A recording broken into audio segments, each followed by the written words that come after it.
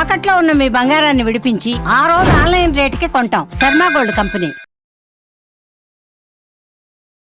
నమస్కారం, సుమన్ టీవీకి స్వాగతం. ఈరోజు మనతో పాటు ఉన్నారు ప్రముఖ జ్యోతిష్యులు, జ్యోతిష్య రత్న, జ్యోతిష్య చక్ర వైభవ నిపుణులు డాక్టర్ రాళ్లపల్లి రవికుమార్ గారు. వారితో మాట్లాడదాము, మరిన్ని విషయాలు జ్యోతిష్యం గురించి తెలుసుకుందాం. గురువుగారు నమస్కారం అండి. నమస్కారం. గురువుగారు, చాలా మంది డబ్బులు ఉన్నప్పటికీ అన్నీ ఉన్నప్పటికీ వాళ్ళకి సరైన టైంలో వివాహం జరగక ఎన్నో అవస్థలు, వివాహం చెయ్యాలి అన్నప్పటి నుంచి కూడా ఎన్నో ఇబ్బందులు పడుతూ ఉంటారు. ఇంకొంతమంది వివాహం జరిగిన తర్వాత కూడా ఆ వివాహం వల్ల కొన్ని ఇబ్బందులు ఎదుర్కొంటూ ఉంటారు. ఈ క్రమంలో మనం వివాహానికి సంబంధించి ఏమేమి దోషాలు ఉంటాయి, వాటికి ఎలాంటి పరిహారాలు జ్యోతిష్యపరంగా ఉంటాయి అనే విషయాలు మీ ద్వారా తెలుసుకోవాలనుకుంటున్నాం గురుగారు. తప్పకుండా. సో ముందుగా మనకి వివాహం అనగానే జాతకంలో ఫస్ట్గా చూసేది ఏంటంటే ఏమైనా దోషాలా ఉన్నాయా అని చూస్తూ ఉంటారు కదా. అందులో కుజ దోషం ఏమైనా ఉందా, నాగదోషం ఏమైనా ఉందా, ఇలాంటి విషయాలు చెప్తూ ఉంటారు. కాబట్టి మనం ఈ దోషాల గురించి తెలుసుకుందాం. ముందుగా కాలసర్ప దోషం గురించి మాకు వివరించండి గురువుగారు. అసలు కాలసర్ప దోషం అంటే ఏంటి, ఇది ఎలా వస్తుంది, ఎందుకు వస్తుంది అంటారు? శరదిందు సమాకారే పరబ్రహ్మ స్వరూపిణి వాసరాపీఠ నిలయే సరస్వతి నమస్తతే. సుమన్ టీవీ ప్రేక్షకులకి నమస్కారం.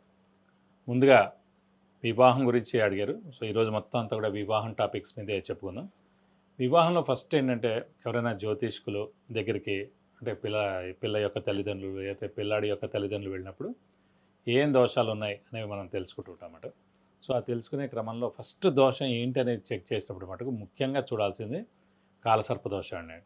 ఎందుకంటే కాలసర్ప దోషం అంటే ఏంటంటే ప్రతి గ్రహం కూడా సవ్యంగా వెళ్తాయి, అంటే క్లాక్ వైజ్ తిరుగుతాయి ప్రతి గ్రహం కూడా. ఒక్క రాహుకేతులు మటుకు యాంటీ క్లాక్ వైజ్ తిరుగుతుందన్నమాట.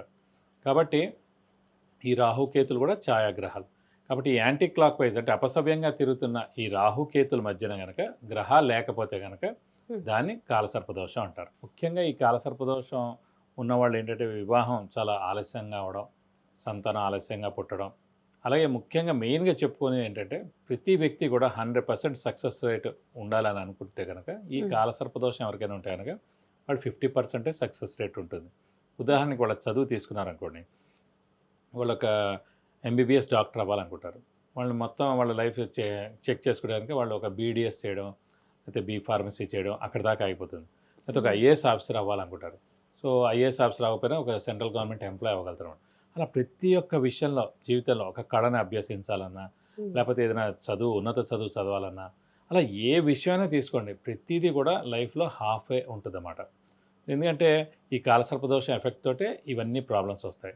ముఖ్యంగా ఈ కాలసర్పదోషం కూడా 27.5 ఇయర్స్ నుంచి 30 ఇయర్స్ దాకా ఇంపాక్ట్ ఎక్కువగా ఉంటుందండి. సో ఈ వివాహం ఎవరైనా అవ్వాలన్నా కూడా 27.5 ఏళ్ల తర్వాత వివాహం చేసుకోవాలి, లేదంటే 30 ఇయర్స్ తర్వాత వివాహం చేసుకుంటే కనుక ఎలాంటి ఇబ్బందులు ఉండవు. ఎందుకంటే ముఖ్యంగా ఈ కాలసర్పదోషం వల్లనే భార్యాభర్తల మధ్యన దెబ్బలాటలు రావడం, మనస్పర్ధలు రావడం, కొట్టుకోవడం, విడిపోయేందుకు కూడా చిన్న చిన్న అవకాశాలు కలిగించేందుకు అవకాశాలు ఉంటాయన్నమాట ఈ కాలసర్పదోషం వల్ల.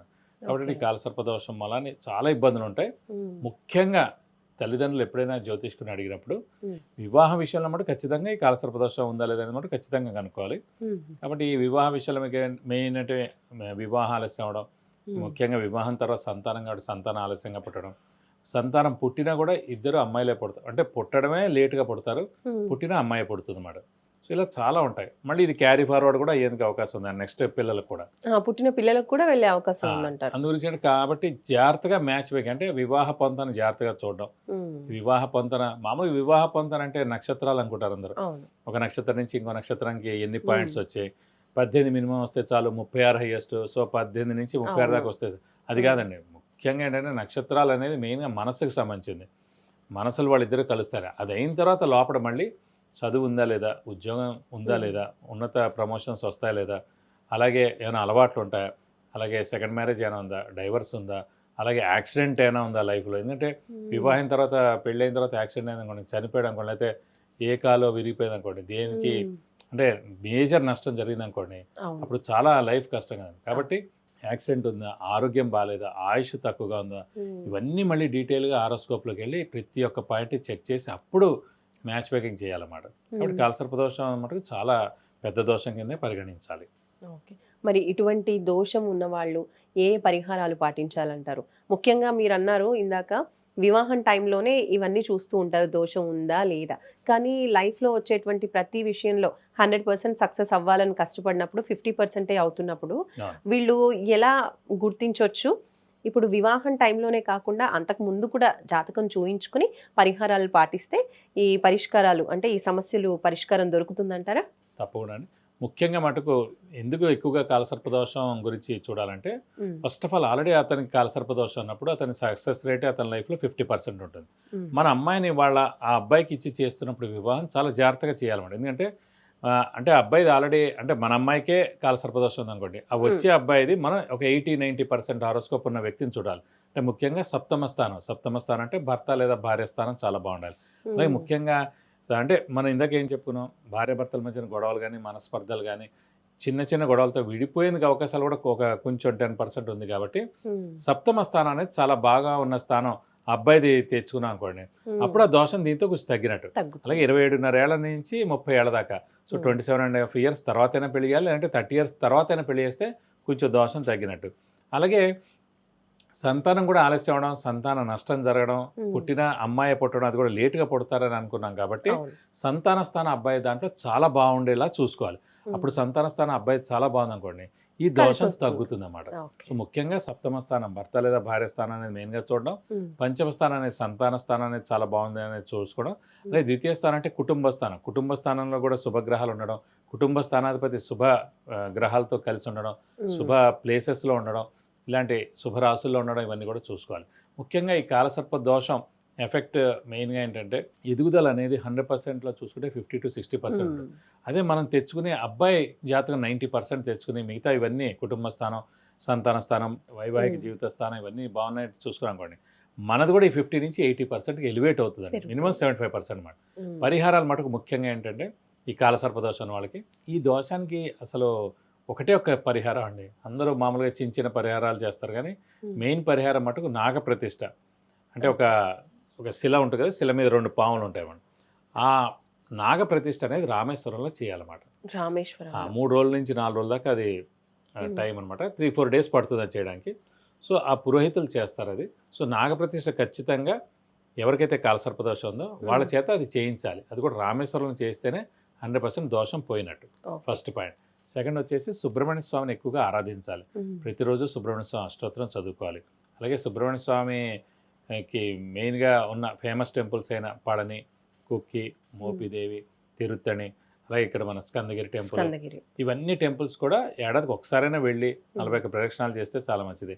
కనీసం ప్రతి మంగళవారం వెళ్ళి, అంటే ఈ దోషం ఫుల్గా ఉంది, వివాహం అవ్వట్లేదు, సంతానం కలగట్లేదు, ఖచ్చితంగా ప్రతి మంగళవారం వెళ్ళి 41 ప్రదక్షిణాలు చేయాలి. అలాగే ప్రతి మంగళవారం కూడా ఉపవాసం ఉంటే చాలా మంచిది. అంటే మనకు కనీసం పెళ్ళి అయ్యేదాకా, అంటే పెళ్లి కాని వాళ్ళైతే కనుక పెళ్ళయ్యేంత వరకు, పెళ్ళైన వాళ్ళైతే సంతానం కలిగేంత వరకు ప్రతి మంగళవారం ఉపవాసం ఉండడం. అలాగే పొట్లకాయ కూడా అసలు తినకూడదు. నేను పొట్లకాయ అనేది ఒక పాము ఆకారంలో ఉంటుంది. సో మనం కట్ చేసేటప్పుడల్లా ఒక పాముని చంపిన దోషంలా ఉంటుంది. అంటే ఈ దోషం ఉన్న వాళ్ళకి, బట్ వాళ్ళు తినకుండా ఉన్నారనుకోండి, వాళ్ళకి చాలా మంచిది. ముఖ్యంగా ఆరోగ్యరీత్యా కూడా బాగుండాలన్నా కూడా ముఖ్యంగా సుబ్రహ్మణ్య స్వామిని ఎక్కువగా ఆరాధించాలి. అలాగే సుబ్రహ్మణ్య స్వామి అష్టోత్తరం రోజు చదువుకుంటే మంచిదన్నాం.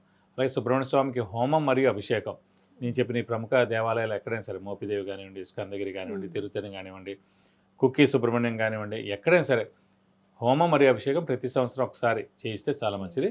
అలాగే ఎలాంటి దోషం ఉన్నా కూడా ఇంక ఈ దేవుడిని పట్టుకుంటే కనుక అన్ని విధాలా బాగుంటుంది. సో కాలసర్ప దోషానికి మటుకు మెయిన్గా నాగప్రతిష్ఠ చేయించడం, సుబ్రహ్మణ్య స్వామి ఆరాధన చేస్తే కనుక అన్ని విధాల దోషాలన్నీ తొలగిపోయి వారికి మంచి వివాహం అవుతుంది. అలాగే మంచి సంతానం కూడా కలుగుతుంది. ఓకే, ధన్యవాదాలు గురువుగారు. నిజంగా చాలా మంచి విషయాలు తెలియజేశారు. ఎంతోమంది ఇలా ఇబ్బందులు పడుతూ ఉంటారు, కానీ ఈ దోషం వల్ల అన్న విషయం తెలియకపోవచ్చు. కాబట్టి తెలుసుకొని తొందరగా దోషానికి సంబంధించిన పరిహారం పాటించినట్టయితే ఆ సమస్యలన్నింటికి కూడా కాస్త ఉపశమనం పొందే అవకాశం అనేది ఉంటుంది. చాలా చక్కని విషయాలు తెలియజేసినందుకు ధన్యవాదాలు గురుగారు. అలాగే మరికొన్ని విషయాలు మనం జ్యోతిష్యం గురించి, అలాగే వివాహం ఆలస్యం అవుతూ ఉంటే ఎటువంటి దోషాలు ఉంటాయి, ఎలాంటి పరిహారాలు పాటించాలి, ఇలాంటి విషయాలన్నీ కూడా మనం మున్ముందు వీడియోస్లో తెలుసుకునే ప్రయత్నం చేద్దాం. మరొక మంచి టాపిక్తో మళ్ళీ మనం కలుసుకుందాం. చూస్తూనే ఉండండి సుమన్ టీవీ. నమస్కారం.